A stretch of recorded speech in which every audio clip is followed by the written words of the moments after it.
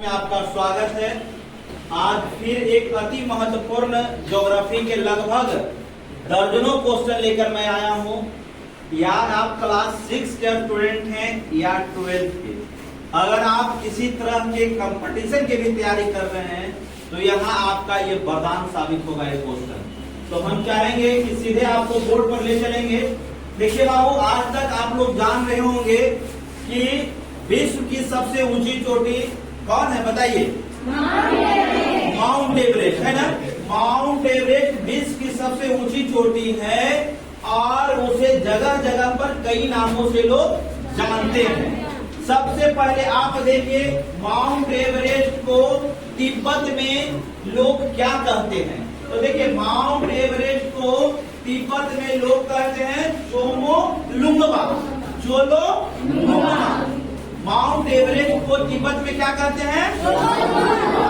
चोमो लुंगबा। इसका अर्थ होता है पृथ्वी को जन्म देने वाला, यानी जगत जननी। चोलो लुंगमा का अर्थ क्या होता है? जगत जननी। अब देख लीजिए बाबू, इसी के साथ नेपाल में इसे क्या कहते हैं? सागर माथा। नेपाल में क्या कहते हैं? सागर माथा। देख लीजिए, नेपाल में इसे कहते हैं सागर माथा। और इसका अर्थ होता है, क्या होता है? आकाश की देवी। आकाश की देवी। चोलो लुंगमा का मतलब हुआ जगत जननी। चोलो लुंगमा का अर्थ क्या हुआ? जगत जननी। और सागर माथा का मतलब क्या हुआ? आकाश की देवी। तो इसे तरह तरह से लोग हर देश में नाम से जानते हैं। माउंट एवरेस्ट की ऊंचाई 8,848 मीटर, 49 मीटर और 50 मीटर। ये कैसे चेंज होता है आप लोग तो जानते हैं। बर्फ के ऊपर ढकने से और पिघलने से 2-4 मीटर इसका घटते बढ़ते रहता है। चलिए, आप लोग भी जानते हैं कि हिमालय पहाड़ नदी, गंगा नदी हिमालय की पहाड़ से निकली, जानते हैं। लेकिन बताइए, दो और नदियां बताइए जो हिमालय पहाड़ से निकली है। तो इसमें देखिए, यमुना और घाघरा। गंगा हो गया, यमुना हो गया और घाघरा, ये कहाँ से निकली है? आगे से निकली सब। और घाघरा नदी ये हिमालय पहाड़ से निकली है और यह गंगा की सहायक नदियां। आप अरवल जिला के सब लोग हम लोग हैं।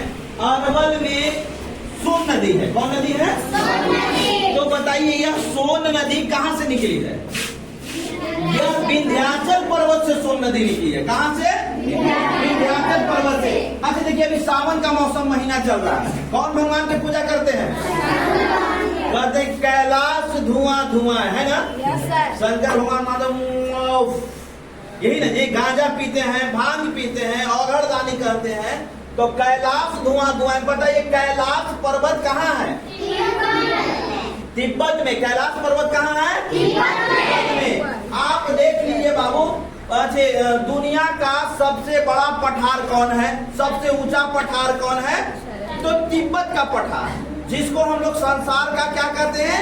छत कहते हैं। पामीर का पठार इसको कहते हैं। इसकी ऊंचाई कितना है? 4500 मीटर, है ना? 4500 मीटर। अब देख लीजिए, विश्व का सबसे पुराना पठार कौन है?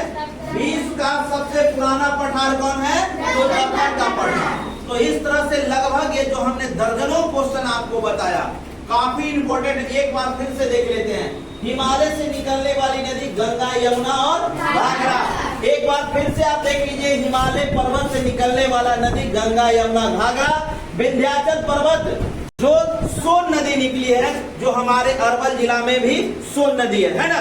आप देख लीजिए, बिछेंद्री पाल, भारत की एक ऐसी लड़की हुई जो माउंट एवरेस्ट को फतह कर दिया, यानी भारत का तिरंगा झंडा दुनिया के सबसे ऊंचा पर्वत पर फहराने का काम किया। वो लड़की का नाम है बिछेंद्री पाल। 1984 में। कब? 1984 में बिछेंद्री पाल ने माउंट एवरेस्ट पर चढ़ा और भारत का तिरंगा झंडा फहरा दिया। और जैसे ही 1984 में तिरंगा झंडा फहराया तो भारत सरकार इसे पद्म श्री के अवार्ड से देते हैं पुरस्कार। और 2019 में फिर पद्म भूषण का अवार्ड मिलता है। तो ये हमारे भारत के प्रथम महिला जो माउंट एवरेस्ट पर चढ़ने का काम किया, उनका क्या नाम है? विजेंद्री पाल। तो आपने विजेंद्री पाल को देख लिया। माउंट एवरेस्ट विश्व का सबसे ऊंचा पर्वत है, जिसका ऊंचाई कितना है? 8,849 कहिए, 50 कहिए, है ना। अब देख लीजिए, इसका तिब्बत में क्या नाम है? चोमोलुंगमा। चोमोलुंगमा का अर्थ होता है संसार का जननी, जगत का जननी। इसी को नेपाल में क्या कहते हैं? सागर माथा। सागर माथा का मतलब होता है कि आकाश का देवी। बहुत सुंदर। अब देख लीजिए, आपसे तिब्बत जो एक पठार भी है, जिसको दुनिया का सबसे ऊंचा पठार कहते हैं। 4500 मीटर इसकी ऊंचाई है। इसको दुनिया का छत कहते हैं, पामीर का पठार कहते हैं।